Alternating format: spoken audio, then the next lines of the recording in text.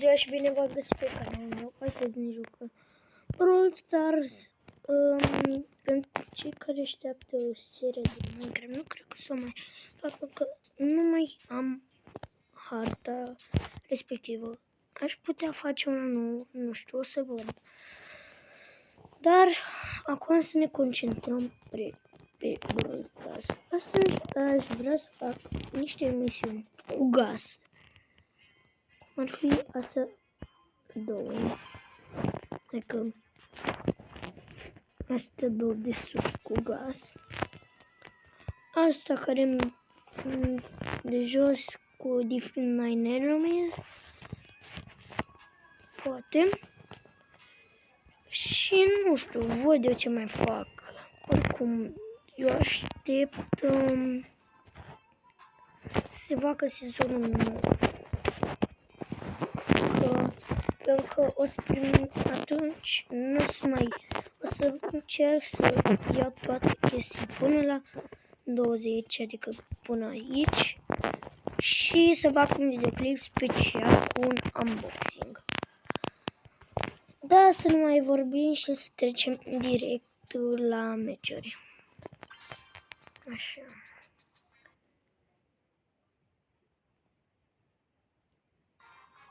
Așa, am început.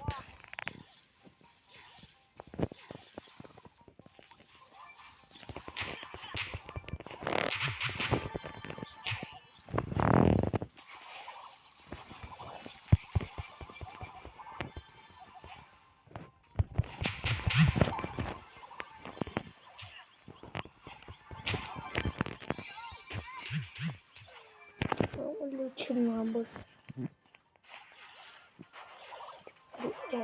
Aoleu, aoleu. Aoleu.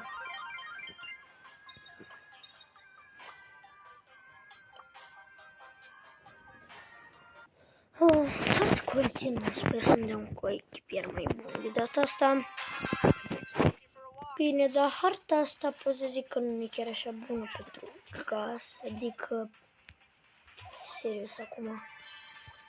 E mai mult de bul și de, cum se cheamă, Shelly. Adică, serios acum, gaz pe mapa sau Daryl. Brawler din ăștia mai basic, doar că bun.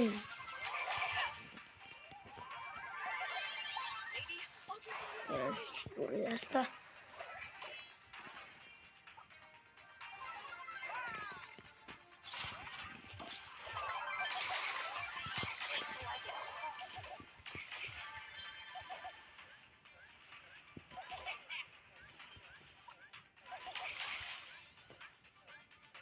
De data asta o duc chiar mai bine.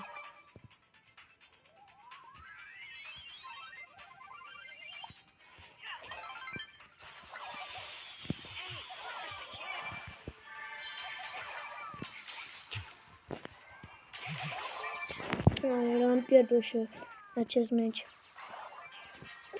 Oh, Doamne, asta e problema la unii brawleri. Și nu știu să văd ce.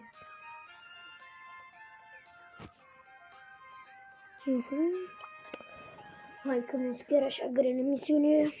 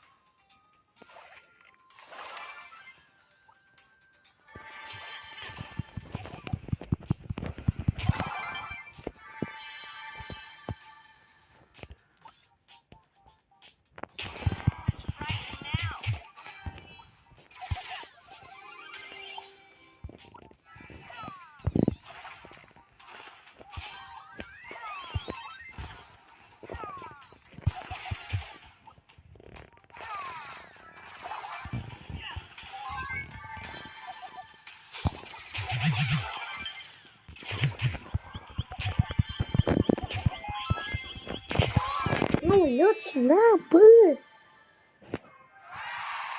Sunt foarte nabă, nu știu de ce.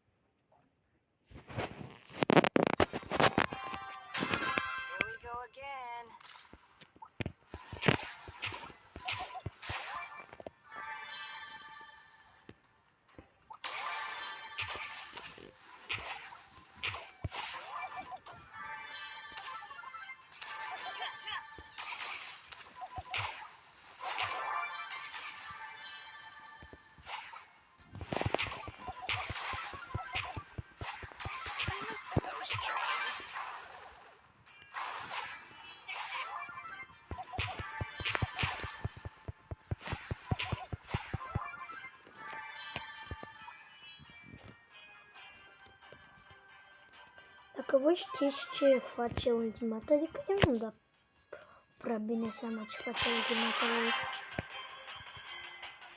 Dacă mi se pare prea degeaba, nu dă damage, nu face nimica. Doar îți spawnează o fantomiță de aia. Hai că meciul ăsta cred că îl câștigăm, cred. Da. Am câștigat, e bine. E chiar foarte bine. Cred că am mai făcut o misiune, două. Da, nu? Dar mai trebuie 2 kg așa. Da. Și scot și la șum. Deci nu cred că să fie chiar așa greu. Hai să începem. Așa. Și de acum încolo să fac videoclipurile, adică o să încerc să fac videoclipuri mai lungi. Încă, de ce nu? Adică 7 minute mi se pare degeaba. Dacă ați văzut videoclipul cu Roblox și am încercat, la acel videoclip am încercat să fac un intro și un outro. Dar că după nu mai mă lăsa să-l uploadez. Și asta m-a enervat pe mine cel mai mult. Dar, asta să fac pe viitor. Da, nu contează așa de mult un intro. Deci, nu știu ce să zic. Așa, așa, așa, așa. Good. Very good. Ce le zic eu? Unde-i mă cu echipierul ăsta? Uite, măi, ce să încă un meci câștigat. Și acum era sigur. Așa. El nu vrea, dar eu vreau. Poate îl câștigi pe ăsta. Sper.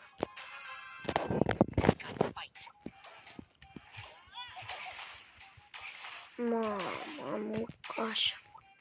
Credeam că stă numai AFK cu echipierul meu. Of, Doamne, serios, a murit ăsta așa repede. Oh, no.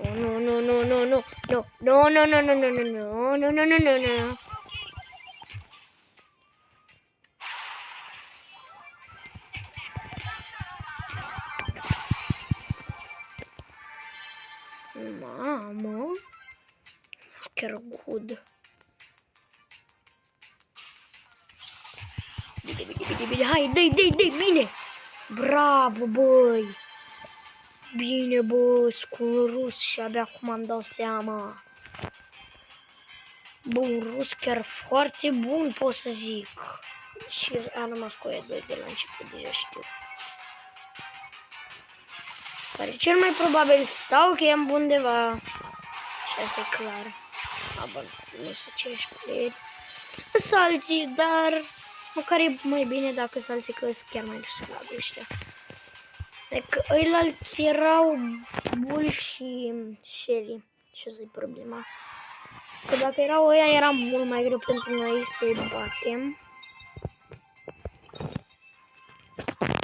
Așa. Și următorul meci. Păi ce credeți că... ce credeți, ce cromatică credeți voi că o să se bage? Adică ar fi foarte